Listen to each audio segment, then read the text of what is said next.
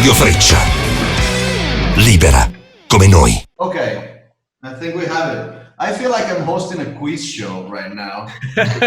Please, no more quizzes. I think we've done so many quizzes. How you doing, guys? Thank you so much for your time. Yeah, good, thank you. Yeah. Where are you at the moment, the three of you? So, All in our own homes. Yeah. So basically, Joe and I Joe's basically 2 meters over there from me. Yeah. 2 meters in like, or maybe longer than that, because that's it close to breaching the social distancing rules. But yeah, he lives around the corner, and then Connor's back in our hometown in Essex down the road as well. Okay. So, but you're still in England too, guys, right? Yeah, sorry, I didn't answer your question at all then. We're in London, yeah. Oh, London. Okay. Yeah, I'm in Essex, England, and Don's in London. London, England. All right. Well, here in Italy, is everybody going crazy? Is making people going crazy? But for real, I mean, it's in our top 20, so it's one of our most played songs. So congratulations, guys. People are loving it, and I think it's always fine to tell the bands that wrote the song and composed the song and recorded the song that the song is being played on the radio, because I think it's something that you never get tired of, right? No, I feel like you get a bit used to it, and then when a new campaign comes around, when we first released this single, I remember being excited again, like I was 19 when we first heard the song on the radio for the first time. Yeah.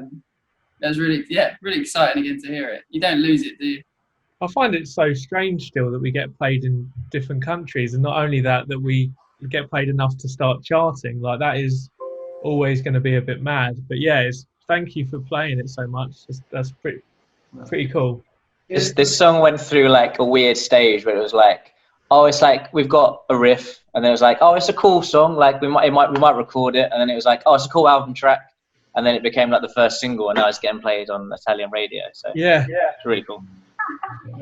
It's very, very fast, as you're telling it, very quick. By the moment, if you can travel in time, just the second you write the riff, and then the second later, it's playing on the radio. It's time really gets at its own path, let's say. Well, congratulations again. We streamed recently your live in Hamburg, and it's gone great. And people really loved it, and I had the pleasure of commenting the concert while it was going, and I really felt the energy. And in this period of lockdown, where we cannot go to see bands performing, it's been quite a relief to see that the energy is just put apart, but it's still there, and we can't wait to have a live concert again. And I feel you guys that play as a job develop like an addiction to performing, I guess. So what do you think? Yeah, when we watched that Hamburg show back, we were all texting each other. We have obviously got a WhatsApp group. Yeah. We were like, we missed this so much. Watching it, it felt like you were there a little bit. And I remember finishing the whole show and being like, oh, reality again. And it's kind of like that when you actually play. Yeah, I do miss it a lot. I was talking to our tour managers today because we were planning our next festival season, which is going to be obviously next year. So we were planning flights that are now 15 months away from that fest. Yeah. It seems so long away. Yeah, I saw your report. Like, oh, good. Just like, yeah, it's 15 months away. Like, what do you want from me?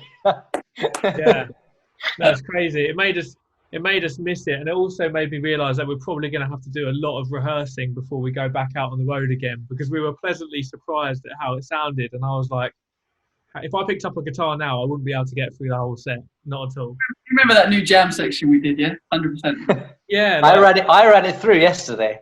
I played it yesterday. I remembered it. Yeah. I'm actually better at guitar now because I've got nothing else to do. Yeah. Well, you get busy. Let's say. Well, when you have that much of anticipation, when it happens to me in my daily job, I feel like I'm kind of a misfit, because you have that much time to overthink it, and you lack of the, let's say, improvisation. You know, does it? I don't think if it's a problem or not, but does it worry you to have that much anticipation of that 15 months you were mentioning, Joe? I don't know. I think the first show back will be weird because it'll be like, I don't know. It'll be like starting again probably by the time we get around to playing. But I think after the first show, you kind of like, I don't know, you stretch out a bit, and it's probably it'll come back to us. All right. Yeah. Very exciting. That going to feel very, very fresh again, which is great for us. And all bands. I hope we're still good. I also think it's going to be an interesting atmosphere. Like a gig is obviously a very, there's a lot of people together in a confined space. So like, I don't even know how that's going to go. The first gig's going to have to be a bit like separated out. Like there might not be no mosh pits allowed sign sort of thing. Like you just don't know. Yeah. Well, apart from sorry. I say our government just now said we can hang around in groups of 6 people. Okay. Really? But there are 5 in the band, so we can do shows to 1 fan at a time. Well, it's gonna be a lucky one then. We'll have the biggest slice of the cake, let's say. That's great. Well, apart from the musical abilities, do you? Do you work out preparing for tours? Or not? Is it something you keep on doing it when the lockdown or not? Did you say do we work out? Yeah, to prepare physically for concerts. A little bit. Connor does. All right. Yeah, but the thing is, for me, it's completely different muscles. Like, I will be really unfit when I come back because it's using all of the chest and diaphragm that I don't need to. I do obviously bits and bobs of singing, but not for an hour and a half. So that's going to be a bit of a shock when I get back there. But we'll see. But yeah, you guys, your back muscles and stuff. It's going to be interesting. Yeah, I think like the first like week of tour, your neck just aches for like ages because you've just been like doing this all night, like with the guitar. But I think I've never been this fit in my life because of this lockdown of just having to exercise just to keep myself like interested in life. Otherwise, I'd be like, I'll be going insane otherwise. So I'm curious to see if I can maintain that in any way when we go on the road. But I'll probably just replace it with drinking. I don't know yet. Did you really say to keep myself interested in life? Yeah. What else is there really from day to day? There's nothing really. Well, maybe I should have asked this question about working out. James on the drums, maybe he's the one concerned about it, the breath. He's probably the least healthy one out of all of us, actually. The drumming is the only exercise that boy gets, I'll tell you that. He's got the skinniest body and the biggest triceps. It's hilarious. Yeah, I saw it on the Hamburg Live. There was this moment, I think right before the crowd surfing interlude, when he pulls out his glasses. And just the fact that a drummer has glasses, it's really nice one. Yeah, that's great. That's great. Sometimes they're falling off his face during the gig, and they're just like, because he gets so hot and sweaty, he can't keep them on. It's quite funny. Down at the end of his nose a lot of the time. Yeah. He wears sports goggles, like squash goggles. Keep them on tight, yeah. Speaking of the crowd surfing interlude, I saw the people really going wild during that piece. Is it something you've come up that day, or you're used to it? Normally we plan some stuff, like we'll put in sort of different musical interludes throughout the show, but they tend to like morph and get longer as the tour goes on, just because we add more bits to them or we sort of work some more stuff out. I forgot how good that one was though. We were watching the show and texting me like, "Oh, that's a good jam. We should bring that one back." That is good, yeah. That's a good jam. And what about the cover moments in the live? How was choosing the song? If I remember correctly, you played "Where Is My Mind" by the Pixies, and that funny moment with the crowd clapping and keeping the rhythm or not keeping the rhythm for Neil Simon. What about that? Yeah, we played "Where's My Mind" a lot. We played that for a couple of years now, few years now. We dig it out occasionally. The other one was just random. I think we put it in for like 2 or 3, 4 shows. It was a really short run, I think, of that in that section, if I remember rightly. Can't remember, but we did that a few times. But yeah, the clapping thing was entirely my fault. I should have said 4 and I went clap on 4, so they're all going, which is fair. Makes sense. Oh, it made me laugh so much. We watched it back and we were like, hold on, you said to clap exactly where they're clapping. And Connor's going, you're doing it wrong. And I was like, oh no, this is so funny. I just loved that no one pointed it out at the time. Oh no, you know what the funny thing is though, is the fans that wouldn't comment it on the pages, but obviously the ones in the crowd are going, yeah, this is right, mate. Yeah. it was what we call in the industry a massive fail. Is that well then? Yeah, it actually sounded. What was funny is I prefer the accidental one that they did. It was great. Yeah, really good. Anyway, did you ask for help for one of the roadies of the band maybe to come to the stage and just set the rhythm? Am I right? On stage whenever he wants. So he was like, "Yeah, I'll come out and clap." Really? I didn't even notice that. That's great. Yeah, he was at the back going like. Our guitar tech Stu will take any opportunity to come out on stage. He can. Yeah. They call him Ciccio in Italy. They call him Ciccio in Italy. They all shout Ciccio. All right, that's funny you mentioned this because today we asked the fans to text us some question to ask you guys, and there was this. Can you please ask the guys how's Ciccio? What is Ciccio? You know. So well, we'll answer that now. He's doing very well. Yeah, we miss him dearly, but yeah. We'll see him Italy roughly out from a distance. He dropped guitars up and picked guitars up recently, so that's quite nice. Yeah, he's still looking after our guitars for us, which is lovely. All right. Well, it comforts me that Ciccio exists. It really exists. He really does. Yeah. All right. So since we mentioned it, we've picked 3 questions. They're very, very easy, very simple, but I will ask you guys. The first one is from Irene, and she says your new record will include very different songs. I don't know how she's aware of it, but she seems to know. Which album have influenced you the most? I think she refers to the history of music and rock and roll. For this album coming up, were we listening to singular albums during this period? Was there anything in particular that stood out, do you think? I actually think this record was really very us. Do you know what I mean? It's one of the first times we didn't go, we like this bit of that. You know, we just did. You get me? We just were. Yeah. I don't know. I can't think of any records that we were playing relentlessly. Yeah. Part of it was because I remember us talking about how I didn't really think much good rock music was being released. No, yeah. There wasn't. I don't know. There's been a few, and since we've recorded or written the album, there's been a couple of albums I've enjoyed. But I'd say I think we were trying to not lean on any influences too much. So no digging back in classics. No digging back in the classics. Well, yeah, I'd say if anything, we were referencing other things like from pop and R&B to really old school classic songwriting, but nothing too modern. Was it old school breakbeat? Random breakbeat stuff. Things that were like moments in random songs rather than like a holistic album or like a band or whatever it might be. So yeah, little references here and there, but really just trying to do our own thing. I think after you do a couple of albums and a couple of EPs, you do start creating your own lane of what this palette of sounds that you pull from and the style of music that you write. So yeah, I think we were probably like diving into our own pond of influences a bit rather than putting from other stuff.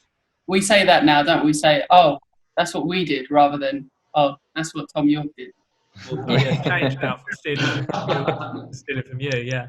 Let's just, copy Jeff Buckley, but not anymore. It works, go for it, why not? It worked.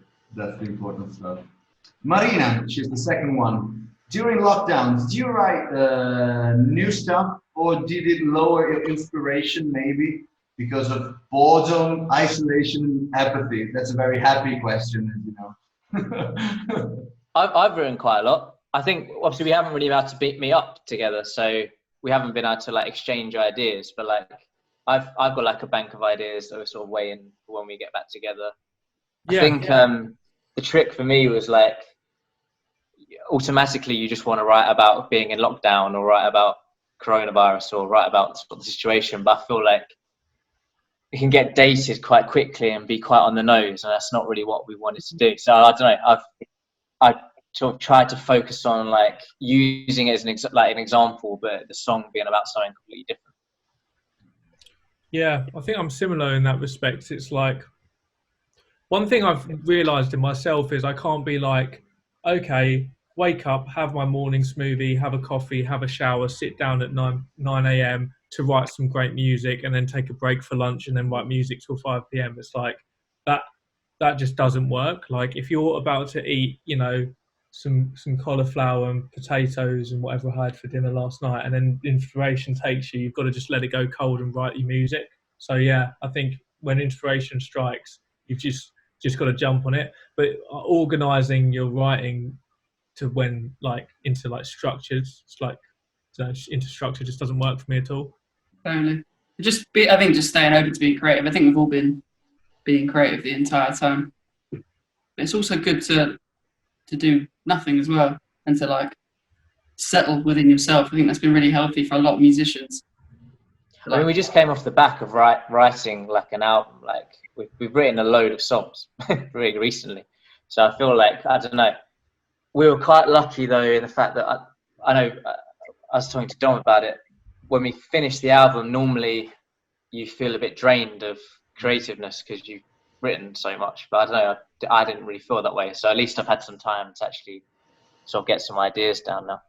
All right, let's say in the new album, I don't know it, but let's say in the new album there are like 10 tracks or 12 tracks, let's say.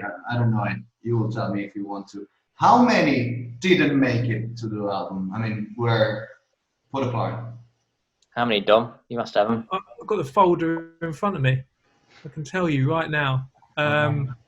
So we have like different shortlists of like, you know, songs that are just instrumentals, and then songs that turn into like half ideas to then ones that we've sort of fully finished. But we have in this folder, we just select them, B-sides. These are the ones that didn't make it, and there's 17 in that folder, and then in the instrumental folder there's 25, and then in the ones that were considered for the album there was 14. So yeah, we're looking at probably 40-50 songs that were closer to 10 or 11 or whatever we end up doing for an album. Well, so, let's say in 2 years you wrote down like 50-60 songs.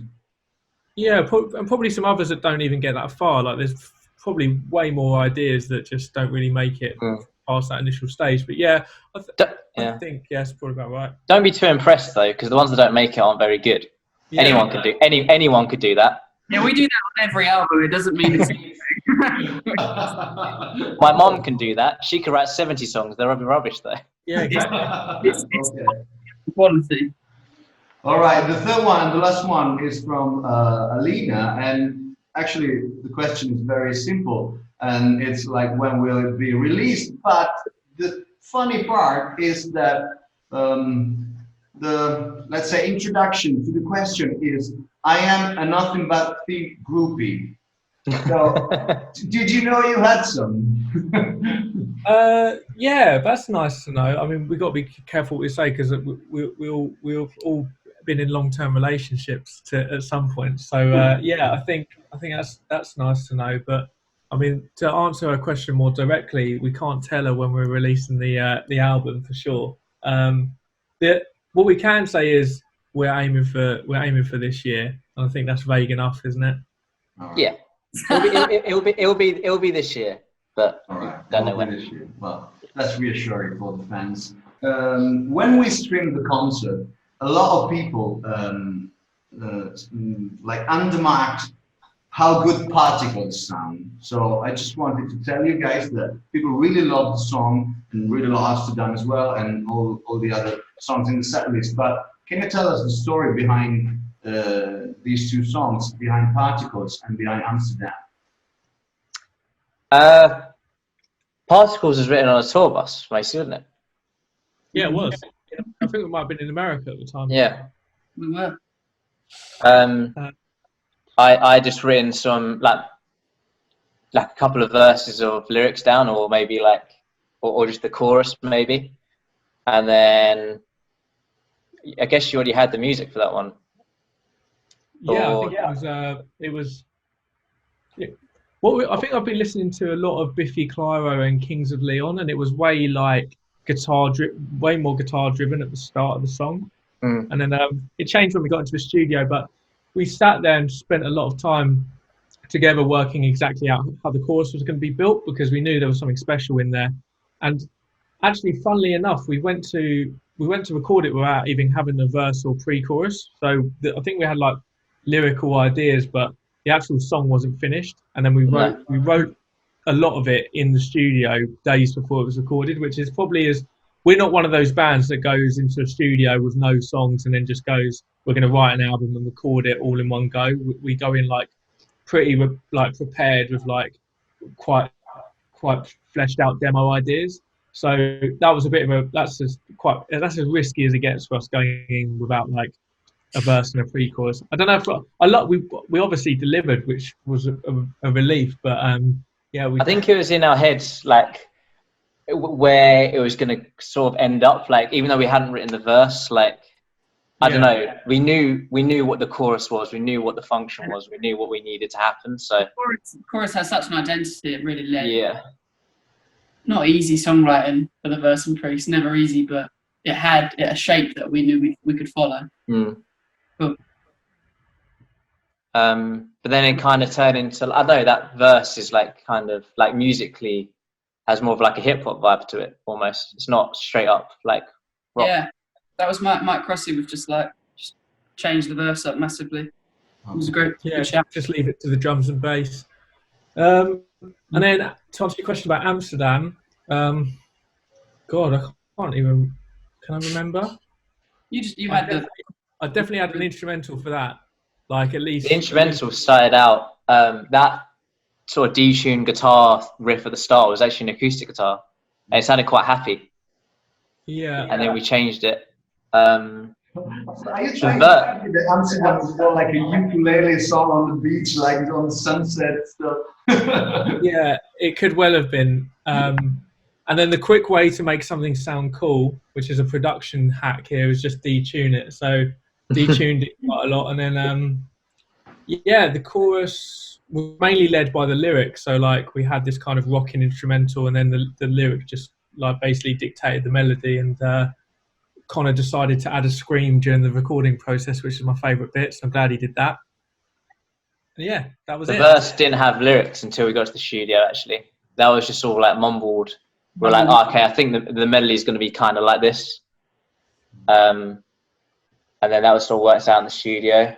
But that was one of those. That was the first song of Broken Machine that we recorded, and we were like, oh, we'll start with this song. Like it's just going to be like an album track. Didn't really.